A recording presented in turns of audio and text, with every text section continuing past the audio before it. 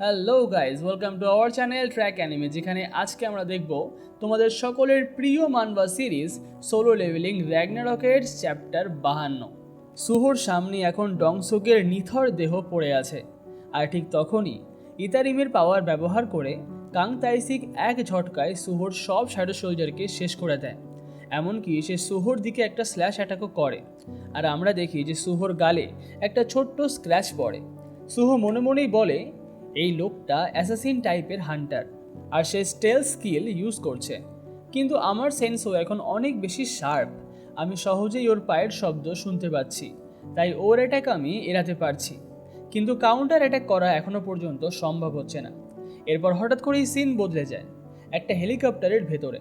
সেখানে দেখা যায় যে পার্ক ডোজিনের সঙ্গে আরও কিছু হান্টার সেখানে রয়েছে, কিন্তু পার্ক ডোজিন এখন মনে মনে ভাবে এই মুহূর্তে কাং টাইসিক প্রায় একটা এ র্যাঙ্কের হান্টারের লেভেলে আছে, তাই এই অবস্থায় সুহো ওকে হারাতে পারবে বলে তো আমার মনে হয় না। ঠিক তখনই পার্ক ডোজিন একটা আওয়াজ শুনতে পায়, আর সেই আওয়াজটা হলো সুহোর। সুহো বলে, ইতারিমের অ্যাপোস্টাইল, আমি জানি যে তুই আমাকে শুনতে পাচ্ছিস। আমি অনেক দিন ধরেই তোকে কিছু বলতে চাইছিলাম, আর এখন সেই সুযোগটা আমি পেয়েছি। এরপর সুহো বলতে থাকে, এতদিন আমি চুপচাপ লুকিয়ে কাজ করেছি, সবার নজরের বাইরে থেকেছি, কারণ একটাই, তুই যদি আমার ব্যাপারে জানতে পারতিস তাহলে সেটা আমার জন্য খুবই রিস্কি হয়ে যেত। কিন্তু পরে আমার মাথায় একটা প্রশ্ন আসে, বাইরের দুনিয়া থেকে আসা ইনভেডার কেন নিজেকে লুকিয়ে রাখছে, আর কেন মানুষের ব্রেন ওয়াশ করার জন্য সে স্টারডাস্টের ব্যবহার করছে? এর মানে একটাই, ইতারিমের অ্যাপোস্টাইলও নিজের আইডেন্টিটি রিভিল করতে পারে না, কিন্তু লি মিনসাংয়ের ইনসিডেন্টের পর থেকে তোরা ধীরে ধীরে নিজেদের সামনে আনতে শুরু করেছিস, তাই এটা পরিষ্কার যে তুই নিশ্চয়ই বড় কিছু প্ল্যান করছিস। এমনকি সুহো এটাও বলে যে তুই আমার মতোই, তোর পাওয়ারও সময়ের সঙ্গে সঙ্গে বাড়ছে, ঠিক আমার মতো। এই বলি সুহো নিজের শ্যাডোগুলোকে একত্র করে আর ঘোষণা করে, এখন থেকে আমি আর নিজের পরিচয় লুকিয়ে রাখবো না, তুই সামনে আয়। বুঝতে পারছিস তো, আমি তোকে খোলাখুলি চ্যালেঞ্জ করছি। এরপর সুহো নিজের শ্যাডোদের সাহায্যে কাং তাইসিককে চারিদিক থেকে ঘিরে ফেলে। সে কাং তাইসিকের হাত পায়ের ওপর চাপ দিতে শুরু করে, আর তার শ্যাডোগুলো আলাদা আলাদা অস্ত্র বের করে চারিদিক থেকে আক্রমণ চালায়। একটা মাত্র আঘাতেই কাং তাইসিকের খেলা শেষ হয়ে যায়, আর একই সঙ্গে এখন সুহোর লেভেলও বেড়ে যায়। সুহো তখন বলে, চল এবার আমার সামনে আয়, আমরা ফাইট করি। ওদিকে দূরে বসে থাকা পার্ক ডোজিন, যে কাং তাইসিককে কন্ট্রোল করছিল, তার চোখ দিয়ে হঠাৎই রক্ত বেরোতে শুরু করে। এইটা দেখে হান্টার লিম তাকে জিজ্ঞাসা করে, পার্ক ডোজিন, কি হয়েছে? পার্ক ডোজিন এখন শান্ত গলায় বলে, কিছু না, এটা এমনিই হচ্ছে। তারপর সে চোখে হাত রেখে একদম ঠান্ডা ভঙ্গিতে বলে, সাং সুহো, তোমাকে তো আমি অন্যভাবে দেখব। মানে ইতারিমের অ্যাপোস্টাইল এখন বুঝে গেছে যে সাং সুহো আসলে কতটা শক্তিশালী হয়ে উঠেছে। এরপর সিন বদলায়, আমরা দেখি সুহো কাং তাইসিকের শ্যাডো এক্সট্র্যাক্ট করে, আর তার সঙ্গে ডংসোকেরও।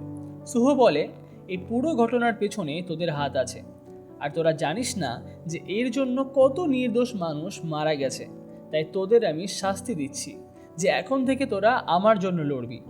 এই বলে সুহো তার নতুন শ্যাডো ক্রিয়েশন স্কিল ওদের ওপরে ব্যবহার করে। হঠাৎ সে অনুভব করে যে তার শ্যাডো নিজে নিজে থেকেই একটা রেয়ার গ্রেড আইটেমে পরিণত হচ্ছে। দেখা যায় যে এই আইটেমটা হলো একটা আর্মার, আর তার সঙ্গে সে একটা হিরো গ্রেড আংটিও পায়। এই আংটিটা সুহোর প্রেজেন্স লুকিয়ে রাখতে পারে, আর সে লুকিয়ে আক্রমণ করতে পারে। এমনকি সিস্টেম তাকে বলে যে এই আংটিটার নাম দিতে, কারণ নাম দিলেই সেই শ্যাডো আইটেমটার লেভেল সুহোর সঙ্গে সঙ্গে বাড়তে থাকবে।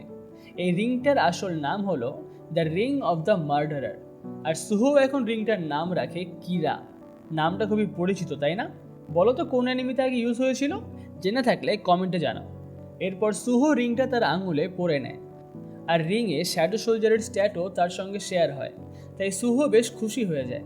সেভাবে এভাবে তো সে আরও অনেক হিরো গ্রেড আইটেম পেতে পারবে, আর খুবই দ্রুত শক্তিশালী হয়ে উঠবে। হালকা হেসে সুহো এখন বলে, এই অ্যাবিলিটি থাকলে আমি খুব তাড়াতাড়ি বাবার লেভেলে পৌঁছে যাব। আর এই বলে সে আকাশের দিকে তাকিয়ে থাকে, কিন্তু হঠাৎই সে অনুভব করে যে তার অনেকগুলো শ্যাডো সোলজার এক ঝটকায় কেউ শেষ করে দিয়েছে, আর যে এটা করেছে সে খুব দ্রুতই তার দিকে এগিয়ে আসছে। ঠিক তখনই একজন লোক সামনে থাকা বিল্ডিং ভেঙে সরাসরি সুহোর সামনে এসে দাঁড়ায়, আর এটা আর কেউ না, বে কিয়োনহো, যে এখন বিস্ট ফর্মে আছে। বে কিয়োনো বলে, আমি একটা কালো পিলার দেখছিলাম আর সেটা অনুসরণ করতে করতেই এখানে পৌঁছালাম। বলতো, তুই কি একজন হান্টার? সুহো একটু কনফিউজ হয়ে যায়, এইটা ভেবে যে একটা কথা বলা মনস্টার এখানে কি করছে। তার মুখের এক্সপ্রেশন দেখে বে কিয়োনো বুঝে ফেলে। সে বলে, এটা তোর ভুল ধারণা, আমি কোনো মনস্টার নই, আমি হোয়াইট টাইগার গিল্ডের গিল্ড মাস্টার। এটা শুনে সুহো মনে মনেই বলে, আচ্ছা এইটা হলো হোয়াইট টাইগার গিল্ডের গিল্ড মাস্টার, ও তো একটা এস র্যাঙ্কের হান্টার, আর তার একটা রেয়ার অ্যাবিলিটিও আছে যার সাহায্যে সে ট্রান্সফর্ম করতে পারে। এরপর বে কিয়োনো বলে, তোর শরীর থেকে রক্তের গন্ধ আসছে, বলতো তুই আসলে কে? সুহো এখন শান্ত গলায় জবাব দেয়, আমি একজন হান্টার, আর আমি এখানে এসেছি একটাই উদ্দেশ্যে, মানুষদেরকে বাঁচাতে। বে কিয়োনো তখন তার নাম জিজ্ঞাসা করে, আর সুহো বলে যে আমার নাম সাং সুহো। আমি জানি আমি এখন হান্টার অ্যাসোসিয়েশনের ওয়ান্টেড লিস্টে আছি, কিন্তু আমি কিছুই করিনি, আমি সম্পূর্ণভাবেই নির্দোষ। এটা শুনে বে কিয়োনো হঠাৎই জোরে হেসে ওঠে। সে সুহোর কাছে এগিয়ে এসে বলে, আচ্ছা তাহলে তুই সেই লোক, তুই তো দেখি আমার সামনে সব কিছুই স্বীকার করে ফেললি। সত্যি বলতেই ওই স্টার ফ্রেগমেন্টের জন্য আমাদের গিল্ডের অনেক ক্ষতি হয়েছে। এরপর বে কিয়োনো একদম রাগে ফেটে পড়ে। সে সুহোর সামনে দাঁড়িয়ে বলে, যদি তুই নির্দোষ হোস তাহলে সেটা প্রমাণ কিভাবে করবি? সুহো কোনো উত্তেজনা দেখায় না, সে ধীরে ধীরে বে কিয়োনোর আঙুলটা ধরে, তারপর শান্ত গলায় বলে, এসব নিয়ে আমরা পরে কথা বলি, এখন এমনিতেই আমাদের লোকবল কম, আর আমি খুশি যে এখানে একটা এস র্যাঙ্কের হান্টার এসেছে, তাই দেরি না করে চলো মানুষগুলোকে আগে বাঁচাই। এটা শুনে বে কিয়োনো বলে, একটু থাম, তুই জানিস যে তোর এখন বর্তমান পরিস্থিতি কি? সুহো দৃঢ় গলায় জবাব দেয়, যাই হোক না কেন, একজন হান্টারের কাছে মানুষের জীবন বাঁচানোই প্রথম কাজ। এক সেকেন্ডের জন্য যদি আমরা দ্বিধা করি তাহলে যাকে বাঁচানো যেত সেও মারা যেতে পারে। এই কথা শুনে বে কিয়োনো হঠাৎই চুপ হয়ে যায়। তার মনে পড়ে যায় একটা পুরনো বন্ধুর কথা, সেই সময়ের কথা যখন সে ফায়ার ফাইটার হিসেবে কাজ করত। সেই বন্ধুটাও ঠিক একই কথাই বলতো, আগে মানুষকে বাঁচাতে হবে, আমরা যতক্ষণ ভাবতে থাকবো ততক্ষণে মানুষ মরতেই থাকবে, কোনটা ঠিক কোনটা ভুল সেটা পরে ঠিক করা যাবে। রেস্কিউ টিমের আসল মানে হলো এটাই। ঠিক তখনই বে কিয়োনো হঠাৎই বলে, এক মিনিট, সাং সুহো, এই নামটা তো আমি কোথাও একটা শুনেছি। আর এরপর সে হঠাৎই সুহোকে দুই হাতে তুলে নেয় আর অবাক হয়ে বলে, মনে পড়েছে, সাং সুহো, এটা তো সেই নাম যেটা নিয়ে ক্যাপ্টেন সবসময় গর্ব করত। তুই তাহলে ক্যাপ্টেন সাং ইলহানের নাতি, তাই তো? অর্থাৎ সাং জিনওোর বাবা সাং ইলহানের সঙ্গে বে কিয়োনো একসময় ফায়ার ফাইটার হিসেবে কাজ করত, আর সেখানে সাং ইলহানই ছিল তাদের ক্যাপ্টেন।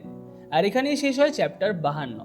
পুরো ভিডিওটি ভালো লেগে থাকলে ভিডিওটিতে লাইক, কমেন্ট, শেয়ার আর হাইপ অবশ্যই করবেন। আর পরবর্তী পর্ব মানে চ্যাপ্টার 53 দেখার জন্য চ্যানেলটাকে সাবস্ক্রাইব করতে তো একদমই ভুলবে না। তাহলে দেখা হচ্ছে পরবর্তী পর্বে।